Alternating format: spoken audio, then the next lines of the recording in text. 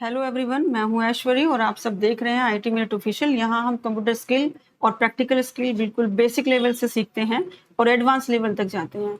यहाँ हम अपनी लैंग्वेज में अपनी पाइथन प्रोग्रामिंग सीख रहे हैं और जहाँ पर हमने स्टार्ट किया है वो है हम पाइथन का फर्स्ट प्रोग्राम हेलो वर्ड्स। इसलिए हम पढ़ रहे हैं इसके अंदर VS कोड। VS कोड क्या है? VS कोड एक एडिटर होता है जिसमें हम अपनी प्रोग्रामिंग कर सकते हैं। इसमें प्रोग्रामिंग के लिए आप Java programming, Python programming, HTML काफ़ी सारे कोड्स को आप एग्जीक्यूट कर सकते हैं, पर आपको उसमें एक्सटेंशन उनकी डाउनलोड करनी होती है। तो हम पाइथन की प्रोग्रामिंग VS कोड के अंदर कर रहे हैं। तो हमने फर्स्ट प्रोग्राम लिखा है यहाँ पर हेलो पाइथन, और ये हेलो पाइथन हमने प्रिंट फंक्शन की हेल्प से लिखा है और यही प्रोग्राम को हम रन करते हैं तो हमारी आउटपुट विंडो यानी डिस्प्ले विंडो पर ये हेलो पाइथन प्रोग्राम एग्जीक्यूट हो जाता है। तो यहाँ हम सीखेंगे आज कि पाइथन में हम पाइथन के साथ VS कोड को कैसे इंटरेक्ट किया जाता है, पाइथन के प्रोग्राम्स को VS कोड में कैसे प्रिंट कराया जाता है या डिस्प्ले कराया जाता है, और पाइथन के प्रोग्राम्स कैसे VS कोड में रन होते हैं। यही सब चीज़ें आज हम सीखेंगे पाइथन के सिलेबस में with the help of VS code. तो आज हम पढ़ रहे हैं VS कोड के साथ पाइथन।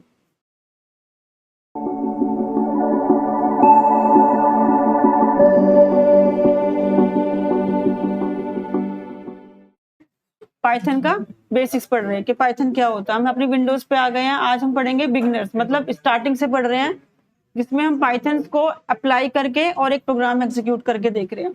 यहाँ पर हमने एक प्रोग्राम लिखा हुआ है जिसमें हम प्रिंट फंक्शन यूज करें। प्रिंट का मतलब होता है जब आप कोई चीज डिस्प्ले कराना चाहते हो तो उसको हम प्रिंट के अंदर लिखते हैं।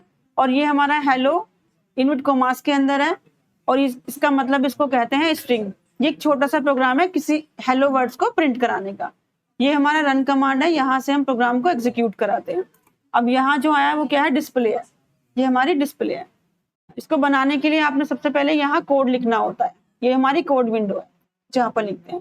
अब अगर आप कोई भी प्रोग्राम को यहाँ पर लिखते हैं, जैसे मुझे कोई वैल्यू को प्लस करना है, तो प्रिंट नॉर्मल आपने यहाँ कोई भी वैल्यू इनपुट करी और उसको प्लस किया तो 12 + 12 कितना आएगा आंसर यहाँ पर? एक मिनट, यहाँ पर आपकी पहली वाली फाइल एग्जीक्यूट हो रही है तो मुझे दूसरी वाली फाइल पे जाना है।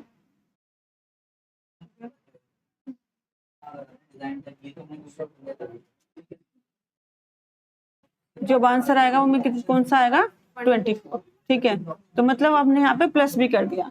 अगर मैं यहाँ पर इनवर्ट कॉमास लगा दूं तो अब ये प्लस, अब ये एज इट इज का एज इट इज आएगा आंसर। अब हमारा जो फॉर्मूला लगा हुआ है प्लस वो नहीं होगा, वो ऐसे का ऐसे प्रिंट होगा। इसका मतलब है कि जो भी आप इनवर्ट कॉमास के अंदर लिखते हैं प्रिंट कमांड में, वो वैसे का वैसे डिस्प्ले हो जाता है। ठीक है, मैंने यहाँ कुछ भी लिखा एंड देन मैं इसको यहाँ पे डिस्प्ले कराऊं तो डिस्प्ले हो जाएगा। हो गया डिस्प्ले हमारा यहाँ पर। ठीक है, इसके बाद मेरा प्रीवियस, अगर मेरे को आउटपुट हटाना है तो यहाँ से डिलीट करके आप हटा सकते हैं। दूसरा, अगर आप प्रिंट कमांड में वैल्यू देना चाहते हैं तो वैल्यू प्रिंट हो जाएगी। ऐसे ही आप अगर फ्लोट यानी कि पॉइंट की वैल्यू, फ्लोट होता है जिसमें हम डेसिमल नंबर के साथ पॉइंट यूज करते हैं, इसको क्या कहते हैं? फ्लोट। तो हमारे कुछ नंबर्स होते हैं या डेटा टाइप्स होते हैं, उनमें कुछ होते हैं इंटीजर, कुछ फ्लोट, कुछ स्ट्रिंग्स रहती हैं, कुछ वर्ड्स रहते हैं। तो यहाँ पर हमारा प्रिंट क्या काम कर रहा है? डिस्प्ले।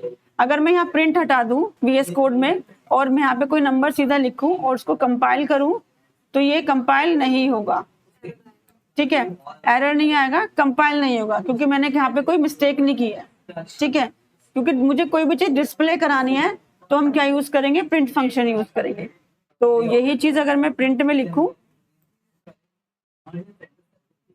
तो अब ये यहाँ पर डिस्प्ले होगी। समझ में आ गया? यहाँ पर क्या होता है? हमारा डिस्प्ले होगा। तो कोई भी चीज आप आउटपुट डिस्प्ले कराना चाहते हैं तो वो हम प्रिंट फंक्शन के अंदर ही कराएंगे। ठीक है, तो अब हमने क्या समझा कि आज हम क्या पढ़ रहे थे कि आउटपुट फंक्शन कौन सा है? हमारा प्रिंट फंक्शन।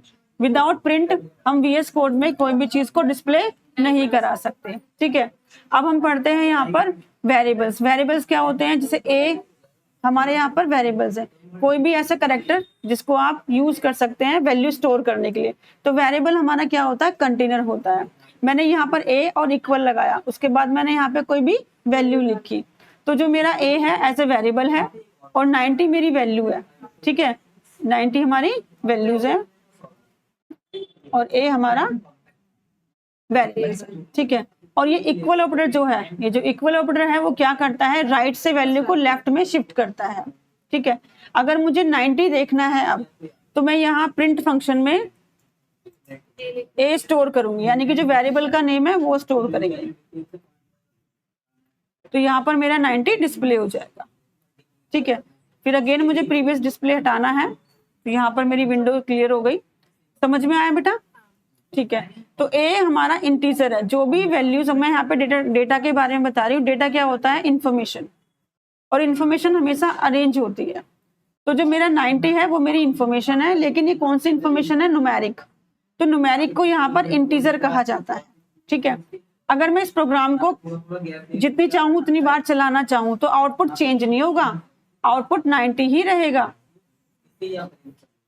लेकिन अब इस आउटपुट को आप यूजर से लेना चाहते हैं, मतलब मैं इस विंडो पे इनपुट करूं, देन मेरा आउटपुट यहाँ पर आ जाए, तो हम यहाँ पर एक प्रिंट हमारा आउटपुट फंक्शन होता है और इनपुट हमारा इनपुट फंक्शन होता है। तो आप कैसी वैल्यू लेना चाहते हो, इंट, इंट मतलब इंटीजर, और इनपुट हमारा इनपुट लेने के लिए वैल्यूज होता है, जो यहाँ लेंगे, है ना। तो यहाँ पर नीचे हम वैल्यू लेंगे, उसके लिए हम यहाँ पर यूज करें इनपुट फंक्शन। अब मैं यहाँ पर यूज कर रही हूँ डीबग। अब यहाँ पर एक ब्लॉक्स आ गया, इसका मतलब आप यहाँ वैल्यू डिस्प्ले करा सकते हैं, ठीक है। दूसरा, आप यहाँ पर रेंज भी दे सकते हो, मतलब मैसेज भी करा सकते हो कि मैंने यहाँ पे लिखा एंटर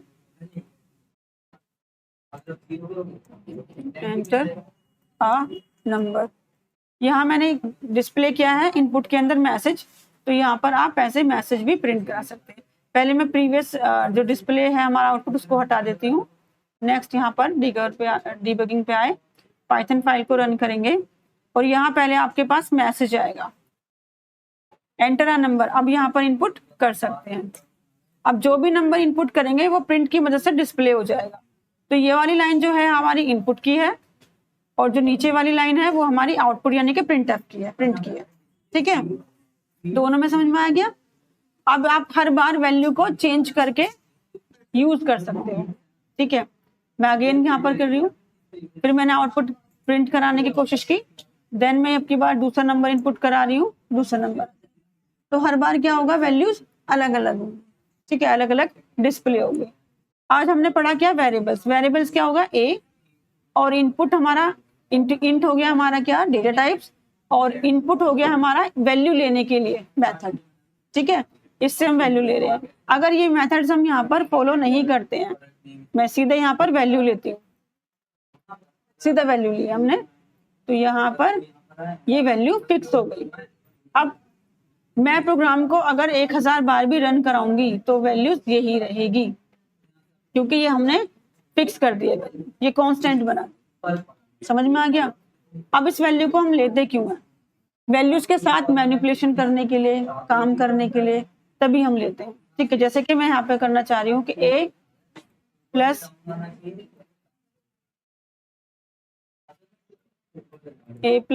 मैंने यहाँ पे 12 किया। अब इसका मतलब है कि जो 3000 है 12 प्लस हो जाएगा। अब अगेन मैं इसको रन कराऊं